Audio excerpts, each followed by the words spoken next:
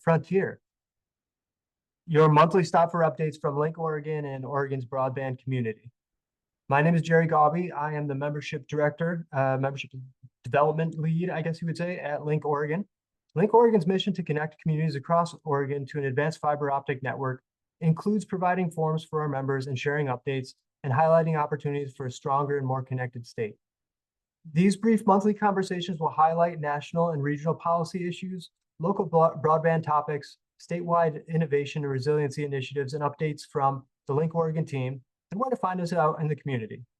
Importantly, we really want to hear from you, so we'll ask you to share your highlights as well. So let's get started. Today, we'll touch on a few national and regional updates and take a look at some important initiatives in Oregon. Here's what's on deck. First, we'll take the pulse on broadband initiatives nationally. Then we'll talk about some exciting initiatives Link Oregon is supporting and some of the trends we've seen in a month full of conferences and connections. After that, we'll celebrate some recent member successes and get your take on a few hot topics, as well as highlight some exciting new member benefits and opportunities.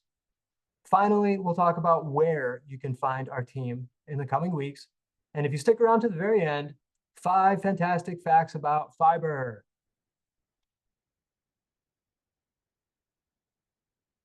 Nationally, an important development occurred a few weeks ago as the FCC voted to eliminate E-rate support for Wi-Fi hotspots and school bus connectivity, reversing 2024's homework gap expansion.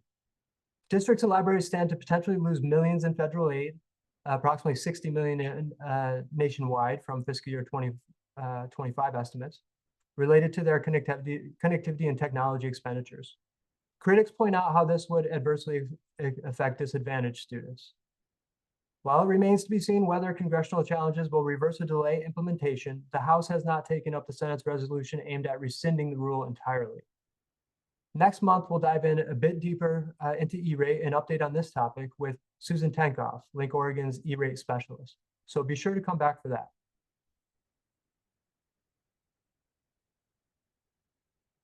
We're still discussing Oregon's BEAD proposal submission and appreciate the great work the Oregon Broadband Office did to present a comprehensive plan to the federal government. The Broadband Office is now waiting to receive approval from the proposal from NTIA, the federal program administrator. Cybersecurity and digital equity have been key themes around Oregon's broadband community this month. Earlier in the month, Link Oregon attended the Oregon Association of Government IT Managers Conference, OGITM, in Eugene, joining technology leaders from city, county, and state entities within Oregon.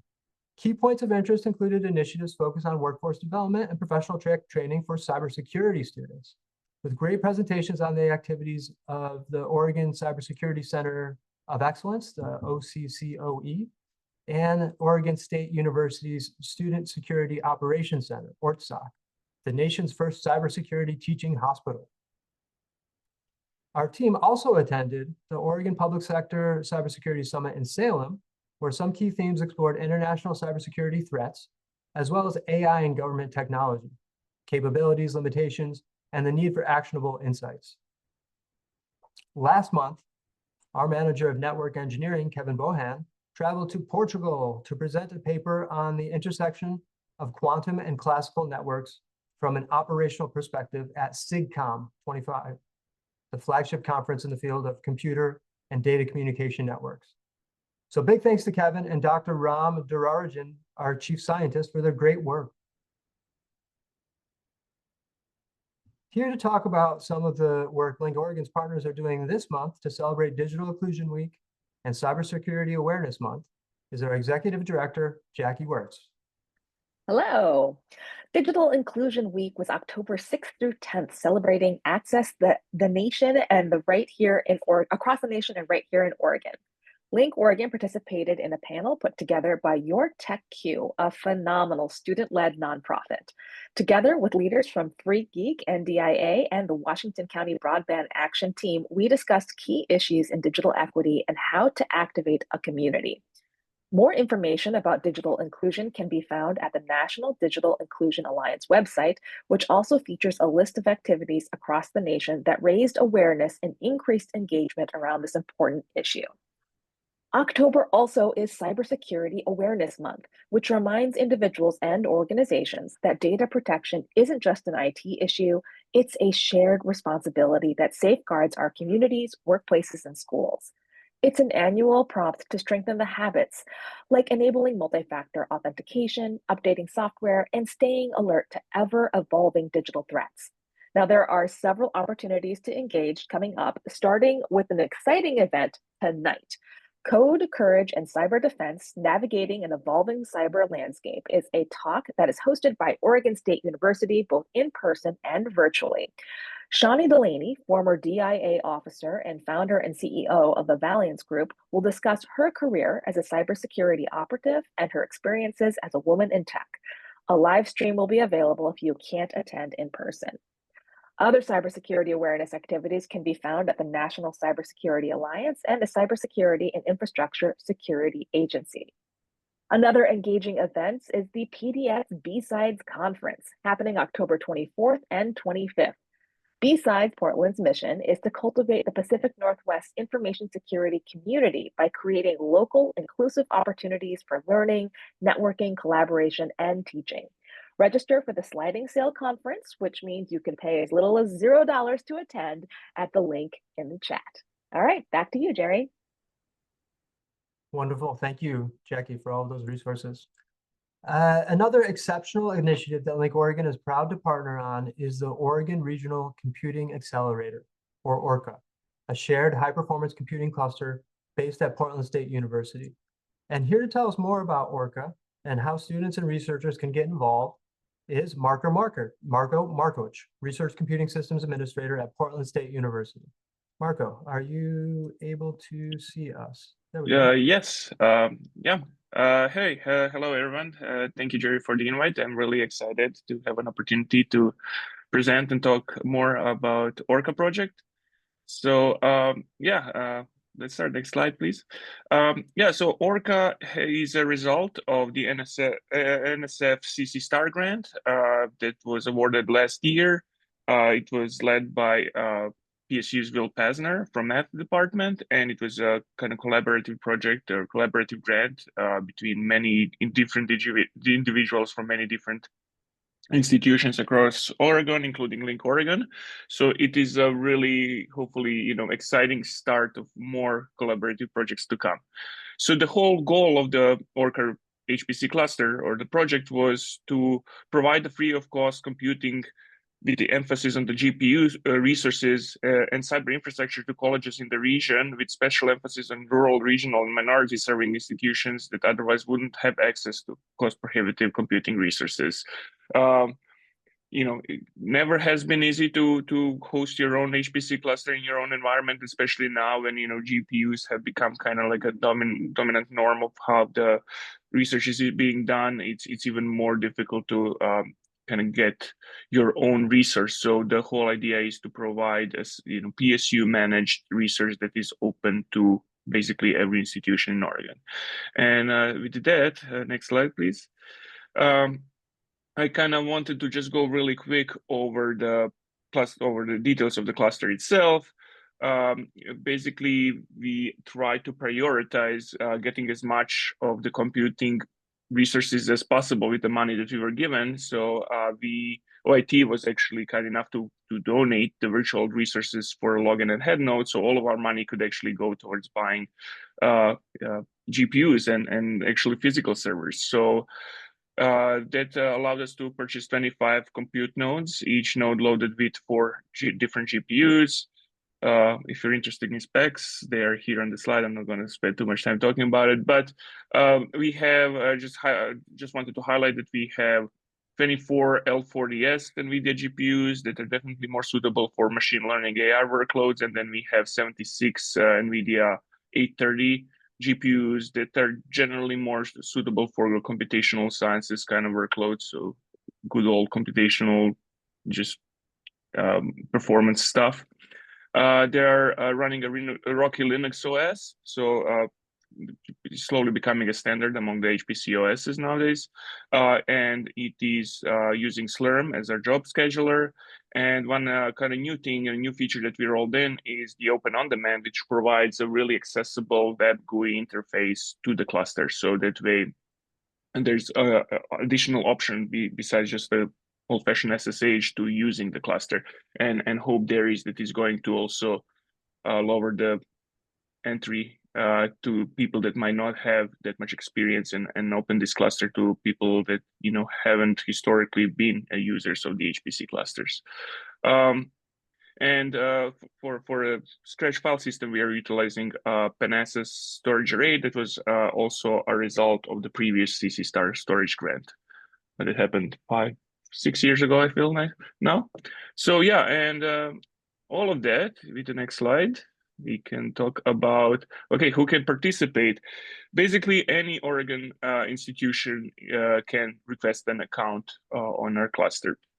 Registration is fairly simple, and we are really proud of the system that we were able to deploy, because it was something that hasn't really existed on any of the research that we or any of the other partnering institutions have. So now that we have it, we are excited that potentially we can not only use it on Orca, but allow other institutions to open up their own internal resources to the wider audience. So basically, any institution in Oregon that is federated with the in common can, once they go to the orca.pdx.edu/registry, they can find their institution on the list and use their own institution's credentials to log in and request account. It works really great, so we're really excited to have that going. But there are some institutions, if you can just go back, there are a few institutions that do not have a federation with in common, and for workaround for them is to request an XSCI account. So you would go to the XSCI, and they basically cover every EDU institution out there, and you can get a XSCI account, and then you would use that account to request Orca account. So one extra step there, but unfortunately there was really anything else we could do for those institutions, but we already do have people using XSCI accounts, and it seems to be working well. Yeah, thank you. Next slide, please. Yeah, so now now that we covered who can use it, might be worth covering how to use it. So the goal is that we need to create an account for you to log in, and you do that by going to orca.pdx.edu, where you get the register link, and what I mentioned before, you use your institution credential to request an account. Account gets auto approved, and from that point on, you have to set it up. The account setup basically requires you to set up an SSH key. Then after that is done, you're able to log in into our login node, and the account creation process is done. Your home directory is provisioned, and from that point on, you can just use the cluster either by SSHing and using command line terminal, or you can go to the openondemand.orca.pdx.edu and use Open On Demand. If that's your preferred way of using the cluster. Yeah, next slide, please. So yeah, just wanted to also talk a little bit or give a update status on the project. So right now we are in a final phase before production release. We still don't have exact date on the full production release, but I'd like to say that the upcoming symposium that I'm going to be talking about is almost kind of like a little bit of a soft launch. We already have a lot of users on the cluster itself, so it is in the current stage, it is open to users, so anyone can still log in and request account and log in and use. We only reserve still right to do some minor configuration changes without any big announcements right now, because we are still kind of polishing some details out. Everything is working. We are really happy with how things are working, but of course, there's always, a way to improve things. So right now we are trying to potentially polish a registration process. We would like to just make the web interface a little bit more user-friendly and potentially, cut down on a number of little steps that people need to do in order to set some stuff up. But generally, everything is production ready, and we have been already accommodating a lot of users that have been using Orca to actually do work and research and any other stuff. So even in this non-production state, Orca has already proven to be quite useful to many users. And one of the final things that we did and that we had to do as a part of the grant requirement was integrate it with the Open Science Grid. In case you're not familiar, Open Science Grid is a great initiative. It's basically allowing many institutions to contribute their compute resources to this wide network of resources, and it is great resource for researchers that just need high throughput computing to do their work. You can go to OSG website and create an account, and basically you can just submit a job, and your job gets distributed across all of these different sites, and one of those sites is going to be Orca. So right now our grant requires us to contribute at least 20% of the resources to the Open Science Grid. So we have that up and running, and we are already seeing Open Science Grid jobs running on our cluster. So we're really happy about that. That was the last requirement that we had for the grant. And yeah, next slide, please. Yeah, so as I mentioned it before, but we have an upcoming Orca Symposium happening at Reed College in person on October 25th. That's Saturday. We still don't have a detailed schedule. I'm waiting for Greg from Reed to send it, but I will share it with everyone as soon as it's there. The whole idea is to present Orca and allow both current and potential users of Orca to have a place where they can meet and present both their work that they did on Orca, as well as attend some technical tutorials and presentations about how to use certain things on Orca. And for right now, what we know that it's scheduled to start at 9:30 a.m. And it's going to lunch is provided, so either before noon there's going to be scheduled talks and tutorials, and then after lunch is going to be more of a networking opportunity. If you go to orca.pdx.edu, there's a little bit more details about the event right now, like directions on how to get there and parking information and stuff like that, but eventually we'll release official schedule. So I think that might be the last slide. Yeah. All right, Marco. Awesome. Thank you so much. That was very, very informative.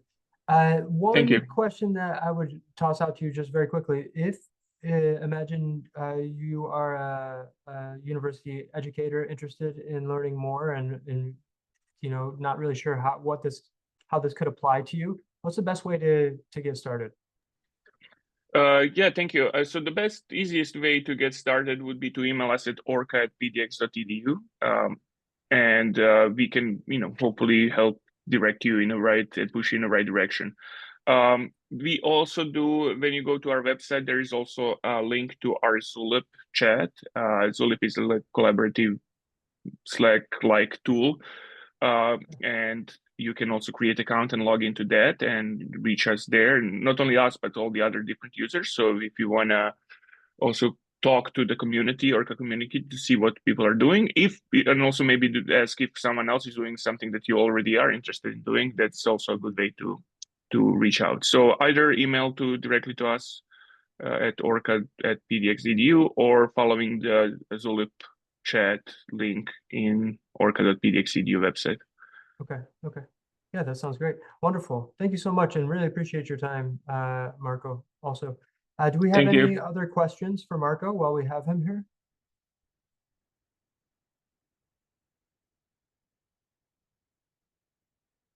Well, October 25th, right around the corner. Free lunch, from what I understand. So join Marco. All right. Moving on quickly. We're coming to the end shortly, but we did want to review a little bit what we talked about last month. These were some of our responses to the monthly poll, areas of focus heading into Q3. Given that this month was cybersecurity month, we have a little bit more of a focus on the cybersecurity themes this month. And again, we wanted to open it up to the audience. If you have any questions about some of the themes that we've talked about here or around cybersecurity, from our end, we'd be interested in understanding where you see opportunities in infrastructure and workforce development around cybersecurity and cybersecurity awareness. Anybody have any comments on that?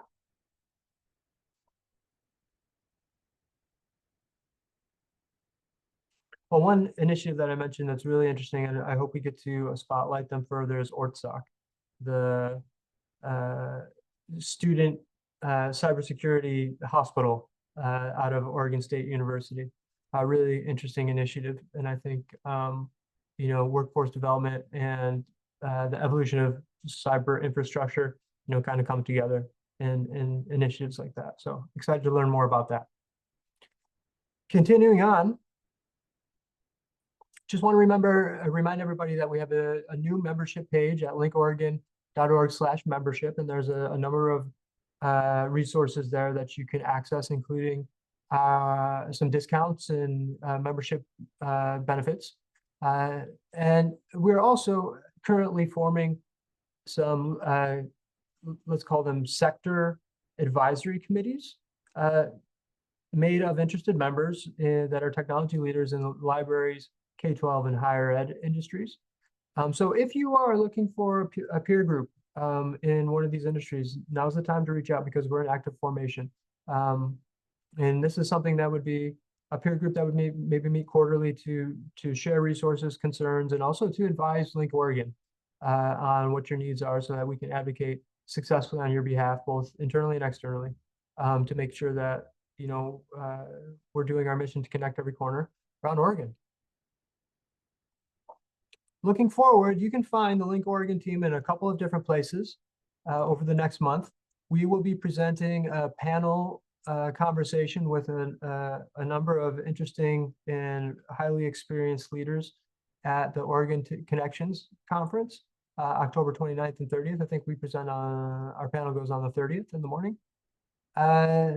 We'll also have our members and our staff represented at Supercomputing SC25 in St. Louis this fall, and also at the Association of Oregon Counties Conference in November in Eugene.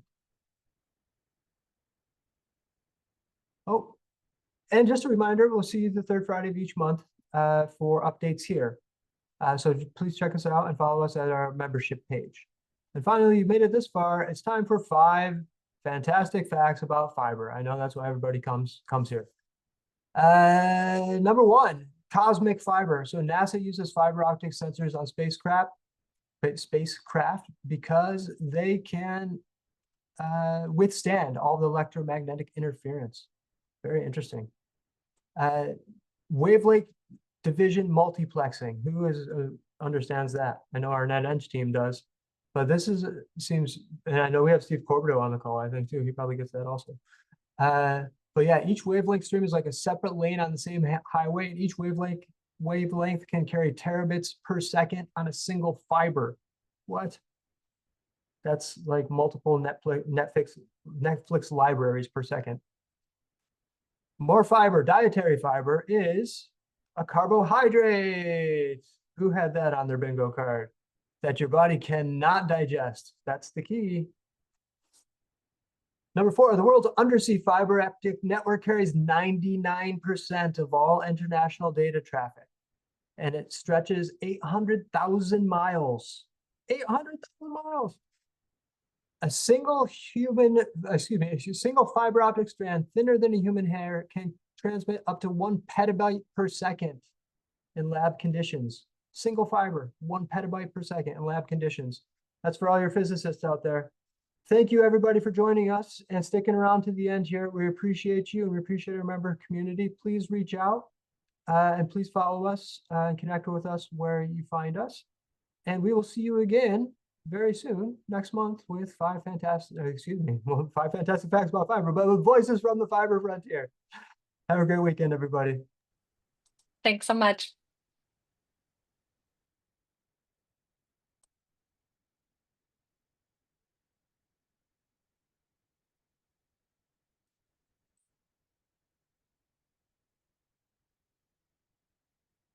Thanks for coming, Steve.